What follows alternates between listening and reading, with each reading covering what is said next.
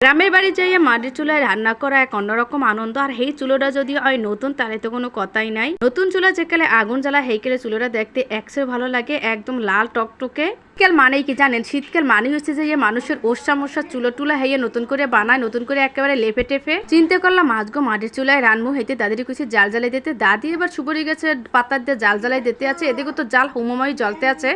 প্রথম ছোটে হরতে হইবে কি জালটারে ভালো মতন দিতে হইবে, চুলোটা গরম বানাইতে হইবে, নাইলে কেবল কেবল লিপবে যাইবে। এদিকে তো মই লাল হাক ধুয়ে টুইয়া আনছি, এখন করতে লাল হাক চড়ামু। এই লাল হাকটা চড়ামু কিন্তু টাহাই টাহাইয়া মানে হয়েছে যে বাগার দেওয়া ফোড়ন দেওয়া, যেটার কারণ ওইটা গ্রামে কয় টাহাই টাহাইয়া, কারণ ওইটা খুন্তিতে ভালো মতো লড়াই লড়াই রানতে হয়। তো মই চুলায় প্রথমে লাল হাক দিয়ে দিলাম। এই লাল হাকটা কিন্তু এই প্রথম নতুন, আর নতুন লাল হাক সবসময়ের জন্য বাগার দিয়েই রান্না করলে বেশি মজা লাগে, একদম খ্যাত দিয়ে তুললে আনা টাটকা লাল হাক। তো লাল হাকটা মই দিয়ে দিলাম। এই মধ্যে মই দিয়ে দেবো এখন পেঁয়াজ, কাঁচামরিচ আর হয়েছে যে রসুন। এইখানে কিন্তু আমরা টালামরিচ দিয়ে রানলে বেশি মজা লাগে। মোগানে টালামরিচ আসলে শুকনো মরিচ আসলে না, এতে কাঁচামরিচ দিয়ে রানমু।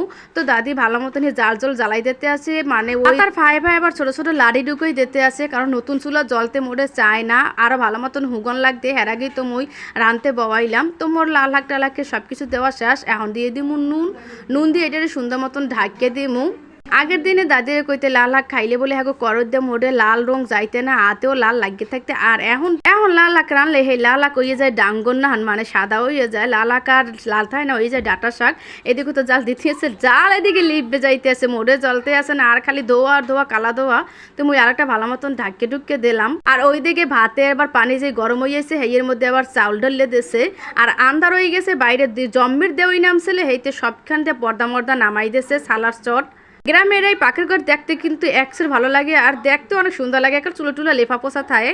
তো মোর লাল হাক হইয়ে গেছে, এখন মই এটারে বাগার দিমু, রসুন কুচি দিয়ে দিলাম। আর পাইলে দেখছেন হাক কিরম লাগিয়ে রয়েছে চারপাশে। এটা বাগার দেওয়ার পর উঠে যাবে। মোর মনে হয় তেল একটু বেশি পড়ে গেছে, তো লাল হাকটা এই মধ্যে ঢাললে দিয়ে কতক্ষণ এখন লাড়মু চাড়মু। এইরকম লাল হাক রানলে মোর সবচেয়ে বেশি ভালো লাগে, আর লাল হাকটা মোর সবচেয়ে বেশি পছন্দ। মোকে গ্রামে কয় এটারে লাল হাক, মানে শাকের কয় হাক।